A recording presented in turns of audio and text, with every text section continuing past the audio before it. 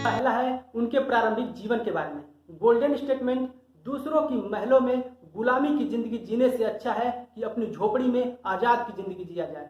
ऐसी ऐसी भावनाओं से परिपूर्ण डॉक्टर भीमराव अंबेडकर जी का जन्म मध्य प्रदेश के इंदौर जिले के महू नगर सैन्य छावनी के अवंडवे गांव के एक महार जाति में हुआ था, जिसे वर्तमान में अंबेडकर नगर के नाम से जाना जाता है। और उनके पिताजी का नाम रामजी मालोजी सकपाल था, जो कि भारतीय सेना में सूबेदार पद पर कार्यरत थे। और उनकी माताजी का नाम भीमाबाई था, जो कि एक कबीरपंथी विचारधारा की महिला थी। डॉक्टर अंबेडकर उनके 14वें व अंतिम पुत्र थे और बचपन में लोग उन्हें प्यार से भीमा कहकर बुलाते थे। उनके पिताजी रामजी मालोजी सकपाल उनका उपनाम सकपाल के बजाय अंबेडकर रखा, जो कि उनके गांव अवंडवे से संबंधित था, जिससे कि उसी समय से उनका पूरा नाम भीमराव अंबेडकर प्रसिद्ध हो गया।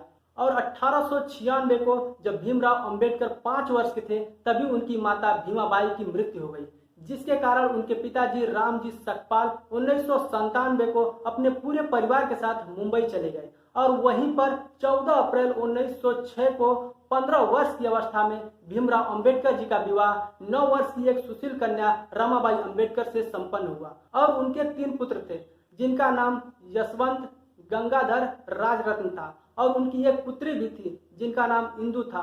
और उनके दोनों पुत्र राजरत्न और गंगाधर का और उनकी एक पुत्री इंदु का बचपन में ही दवा के अभाव में मृत्यु हो गई। ऐसी दुखद घटना के बाद भी उन्होंने समाज के लिए संघर्ष जारी रखा। और उसके बाद उनकी पत्नी रमाबाई अंबेडकर का भी स्वास्थ्य खराब रहने लगा और 27 मई 1935 को 37 वर्ष की अवस्था में ही उनका भी निधन हो गया, जिसके कारण उनको एक लंबे समय तक अकेले ही जीवन व्यतीत करना पड़ा।